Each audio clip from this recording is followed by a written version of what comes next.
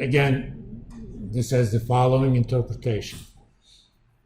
If the 5-year periods in the future will be identical in their average earnings, it's going to take you 5.6 years to recover your investment. That's pretty much what this means. Is that ideal? No, but who knows anything about what's going to happen after the next 5 years? So this is kind of a compromise, because I don't want to speculate too much over what's going to happen after 5 years. Not necessarily for the purposes of NVIDIA or Microsoft. So, I guess, does the amount of time that's acceptable to recover your investment, will that change at all based on the size of the investment? Like if it's something larger, is it okay for it to take longer than 5 years, or is 5 years the baseline recovery for any investment? No, we're not here to talk. If you were talking about capital budgeting kind of stuff, we would look at something like a payback period. But here, we're using the kind of payback period interpretation of PE, but we also want to take future growth into account. Okay?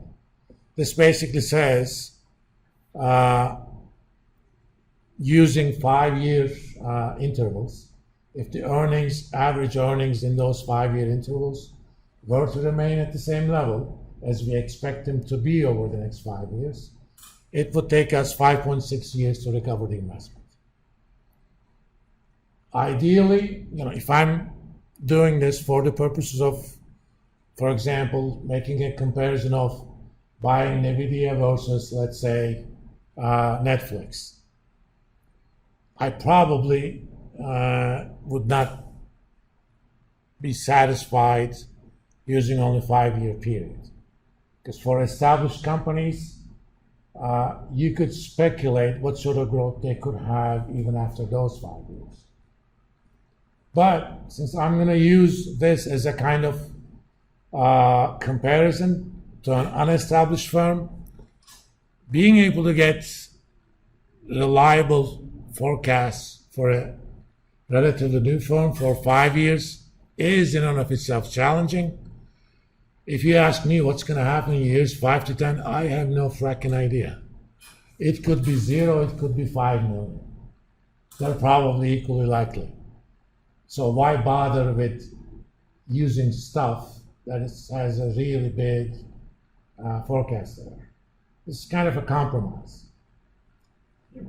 For an investment's valuation purposes in stock market, I wouldn't stop at this, but for valuation of a relatively new company or a non-public company, using price multiples,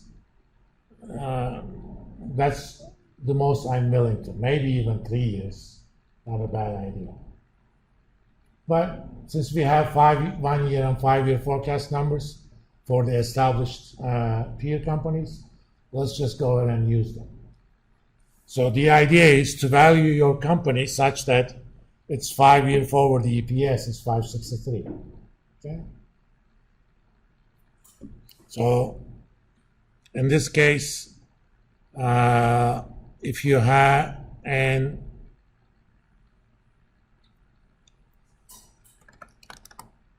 if you calculate the 5 year forward EPS for both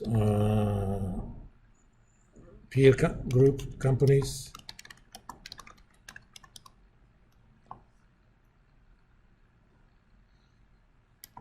say you got, actually, they have, for NVIDIA, that number is, we just calculated it, 563. For Microsoft, now let's find the expected growth rates for Microsoft.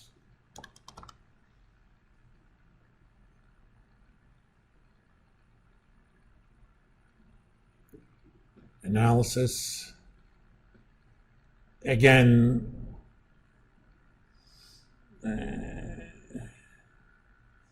Yeah. Let's find out there. I think it's in January, but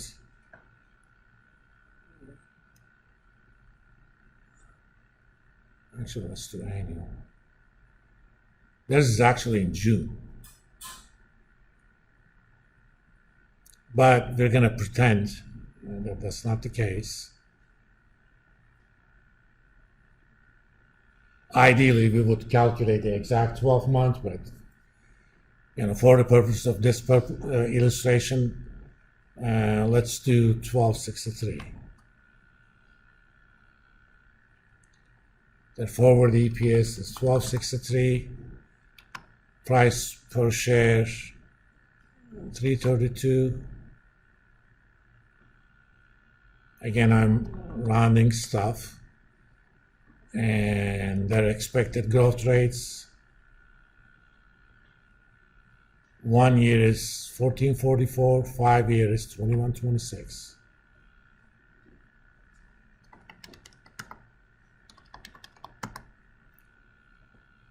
And we're gonna make this thing 0. Again, I'm gonna make that automatic. As you enter data, it's going to automatically calculate it, but for now, we're going to use goal-seek data, what if analysis goal-seek. Make that difference 0 by changing the 2 to 4 year growth rates. Okay, so that number for Microsoft is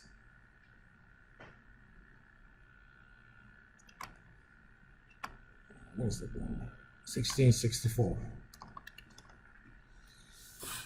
If we were using this just for trading purposes, what would this tell you? Because if you look at their forward PEs, they're roughly the same, right? That means if forward PE was a proper criteria to make valuation comparisons, you would be indifferent between buying and selling NVIDIA or Microsoft. But if I ask you to buy one and short the other one, you would flip a coin, if that was the case. Maybe a little bit. You would buy NVIDIA, short Microsoft, but you wouldn't expect too much out of that trade. But now this tells a different story, okay? I'm gonna actually make this green and make this red for a very good reason.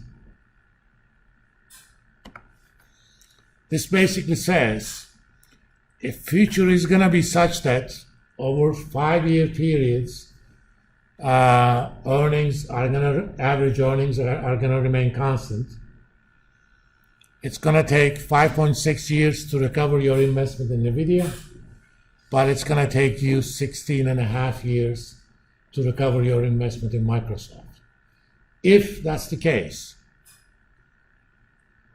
what do you think is going to happen? What do you think is a proper trade? I'm a hedge fund. Typically, hedge funds buy one group of securities, short another group of securities, so as to remain market neutral. If the overall market goes up by 100%, all they care is which one goes up more. If overall market goes down 30%, all they care is which one goes down less. That's what a hedge fund does. So if I'm a hedge fund, which one I buy, which one I short, based on these valuations?